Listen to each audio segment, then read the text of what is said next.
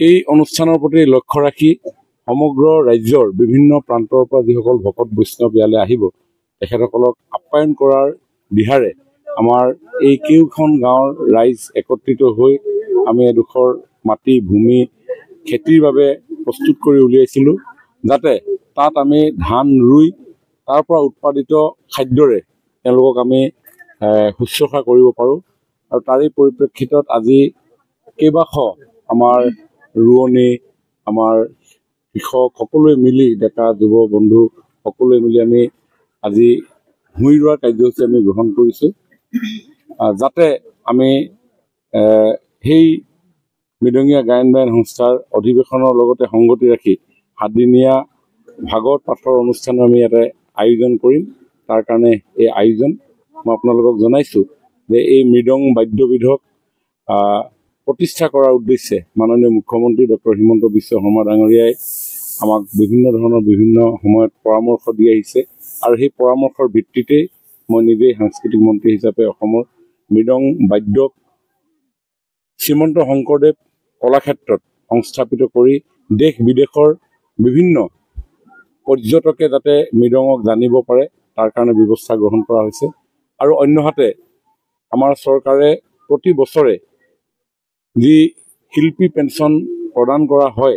আৰু বাৰ্ষিক শিল্পী সন্মান প্ৰদান কৰা হয় যোৱা 3 বছৰ এই মৃদঙৰ লগত জড়িত হৈ থকা শিল্পীসকলকো সেই সন্মান আমি প্ৰদান কৰিছোঁ আমি শিল্পী পেঞ্চন প্ৰদান কৰিছোঁ আমি বাৰ্ষিক শিল্পী সন্মান প্ৰদান কৰিছোঁ যাতে তেওঁলোক উৎসাহিত হয় এই বাদ্যবিধৰ চৰ্চা প্ৰচাৰৰ ক্ষেত্ৰত আৰু এই বাদ্যক আমি নৱপ্ৰজন্মৰ মাজলৈও লৈ যাবৰ কাৰণে বিভিন্ন ধৰণৰ প্ৰয়াস আমাৰ অব্যাহত আছে আজি প্ৰায় 30 বিঘামান মাটিত আমি এই খেতি কৰিছোঁ চন পৰি থকা মাটি যথেষ্ট কষ্ট কৰি পিনি ইয়াতে হাল কোৰ বোৱা হৈছিলে বহুত বেছি চাহ হোৱা নাই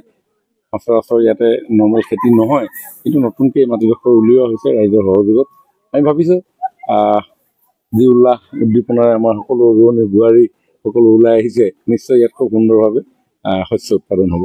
সমূহ টিপমীয়া ৰংচাল কমাৰচুক ডাংপৰা ৰাজগড় নভগতীয়া ধোৱাপথাৰ কেশৰীগুৰি চপাতলি বগাদাত কল্যাণপুৰ ডিলিভাৰীকে আদি কৰি সমগ্ৰ টিংখাং সমষ্টিবাসী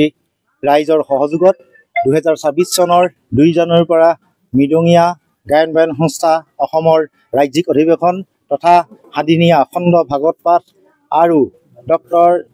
পীতাম্বৰ দেৱগোস্বামী প্ৰভু শ্ৰী শ্ৰী আৰণীআটী সত্ৰৰ সত্ৰাধিকাৰ তেখেত আমাৰ তেখেতৰ নিমন্ত্ৰণ জনাই 10 দিনীয়া কাৰ্যসূচীৰে ৰাজ্যিক অধিৱেশনখিনি আমি টিপমীয়া বৰনামঘৰ প্ৰাংগণত আয়োজন কৰিছোঁ আৰু এই আয়োজনৰ লগত সংগতি ৰাখি আজি আয়োজক সমিতিৰ খাদ্য উপ সমিতিৰ তত্বাৱধানত প্ৰায় 30 বিঘাৰ মাটিত আজি শালি খেতি কৰাৰ আমি দিহা কৰিছোঁ আজি ভূঁই ৰোৱা পৰ্ব সমগ্ৰ গাঁওবাসী ৰাইজ আপোনালোকে দেখিছে হালোৱা সজোৱা ৰোৱনী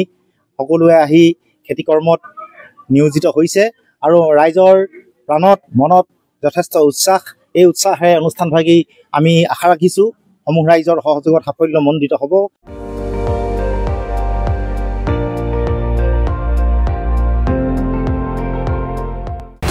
আপুনি চাই আছে ND24